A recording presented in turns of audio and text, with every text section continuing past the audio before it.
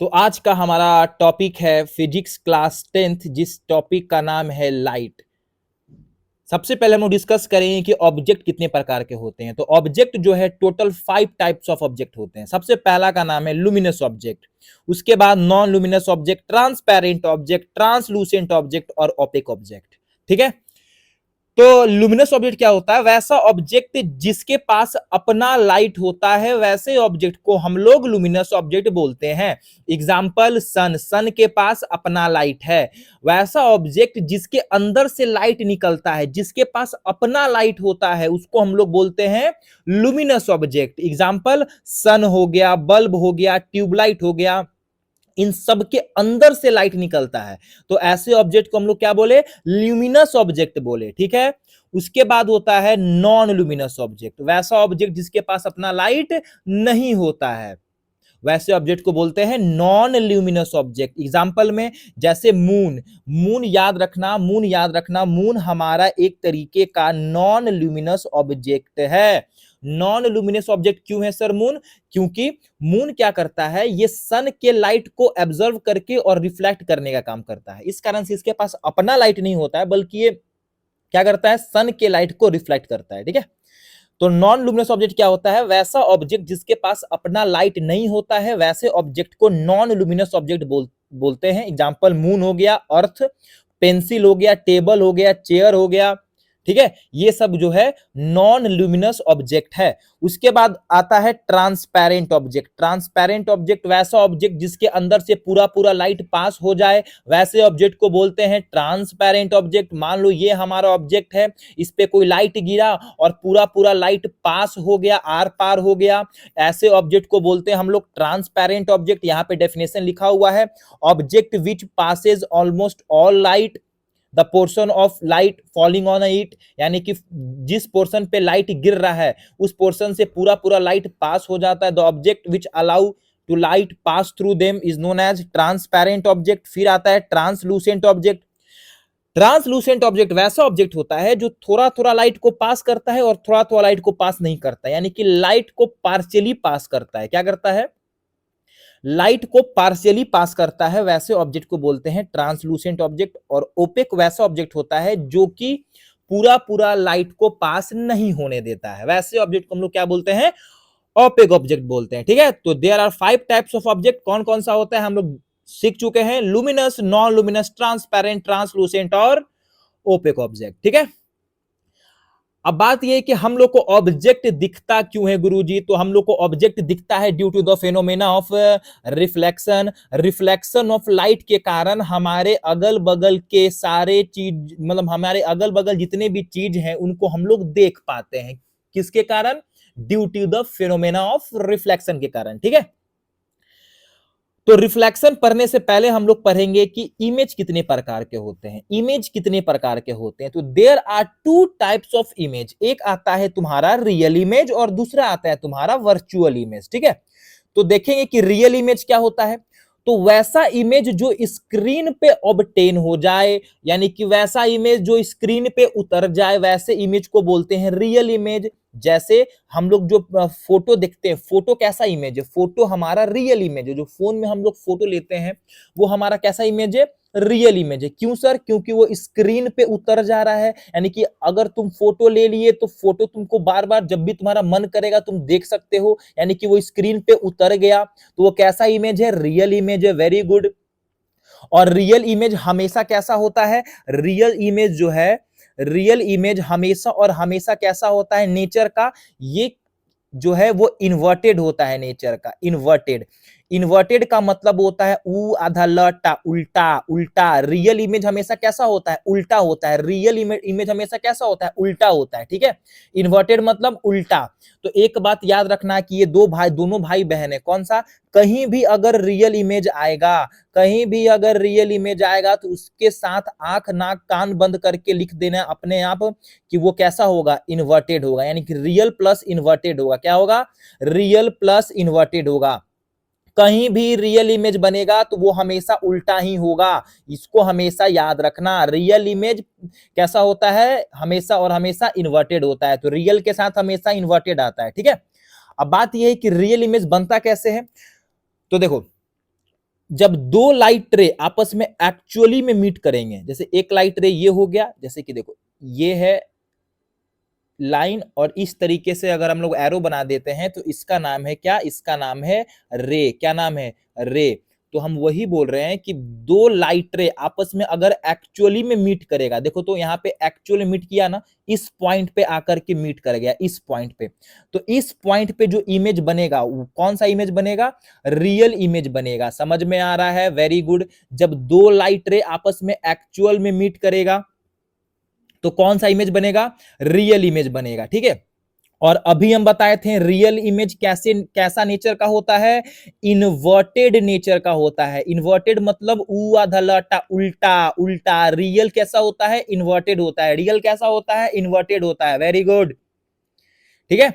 तो real image और virtual image में डिफरेंस आता है एग्जाम में बार बार, हजार बार, लाखों बार, ठीक है।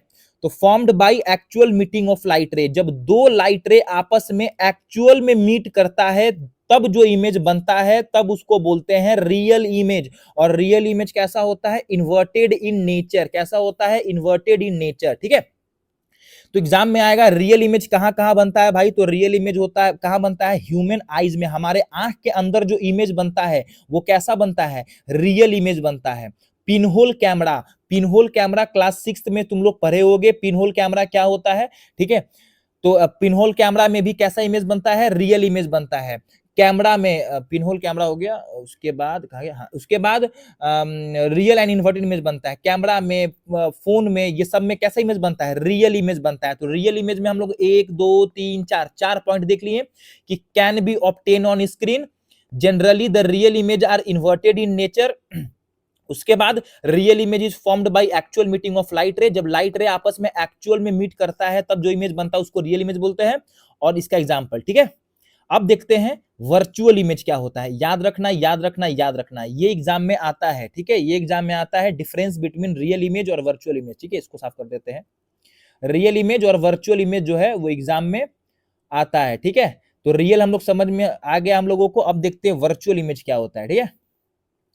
तो वर्चुअल इमेज देखो जरा, वर्चुअल इमेज वैसा इमेज होता है जिसको हम लोग स्क्रीन पे ऑब्टेन नहीं कर सकते हैं। वैसा इमेज जो स्क्रीन पे ऑब्टेन नहीं होता है वैसे इमेज को हम लोग वर्चुअल इमेज बोलते हैं। जैसे तुम लोग जब शीशा के सामने खड़ा होता है तो जब तक शीशा के सामने खड़ा है तब तक तो इमेज दिख रहा है, लेकिन जैसे ही शीशा से दूर हट गया, यानी कि अलग हट गया, साइड हट गया, तब वहां पे इमेज रहता है क्या, तो आंसर है कि नहीं रहता है सर। तो ये जो इमेज बना, कैसा इमेज बना, वर्चुअल बना। और वर्चुअल इमेज कैसा होता है, टेम्पररी इमेज होता है, यानी कि जब तक ऑब्जेक्ट सामने है तब तक तो इमेज दिखेगा, और जैसे ही ऑब्जेक्ट साइड हटा तो इमेज गायब, ठीक है। तो याद रखना, वैसा इमेज जो स्क्रीन पे ऑब्टेन नहीं हो सकता है वैसे इमेज को हम लोग वर्चुअल इमेज बोलते हैं। और याद रखना, याद रखना, याद रखना, वर्चुअल इमेज जो होता है, जो वर्चुअल इमेज होता है, वर्चुअल इमेज उसका नेचर कैसा होता है, जैसे रियल इमेज का तो इन्वर्टेड हो गया, तो वर्चुअल इमेज का कैसा होता है नेचर, कैसा इमेज बनता है, तो हमेशा इरेक्ट बनता है। कैसा बनता है, इरेक्ट बनता है।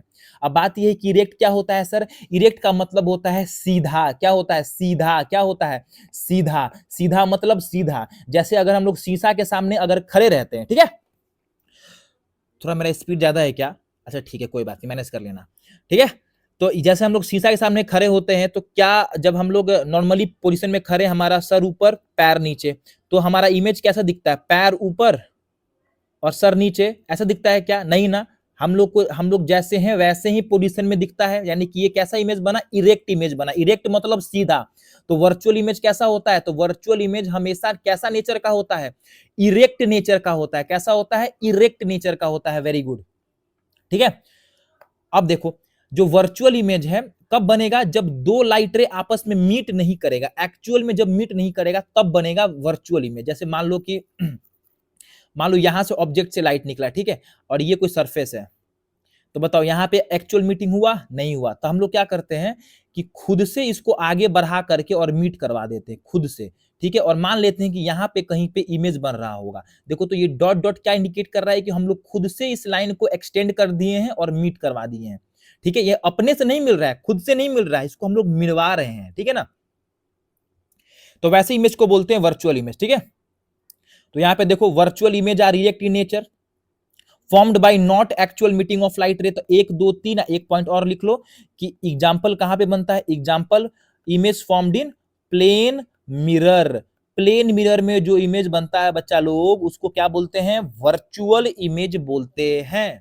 ठीक है, उसके बाद देखो, उसके बाद हम लोग, हमारे पास आता है क्या, एग्जाम में आता है कि लाइट का कैरेक्टरिस्टिक लिखने के लिए 5 नंबर में आएगा या फिर 3 नंबर में आएगा, तो छाप देना बिल्कुल ये कि sir light is a form of energy. हम लोग को पता है, जो कि हमेशा स्ट्रेट लाइन में ट्रेवल करता है, और जो कि हम लोग को क्या दिखाता है? सेंसेशन ऑफ साइट, जिसके कारण हम लोग जो है देख पाते हैं किसी चीज को। ठीक है, तो ये हो गया पहला पॉइंट।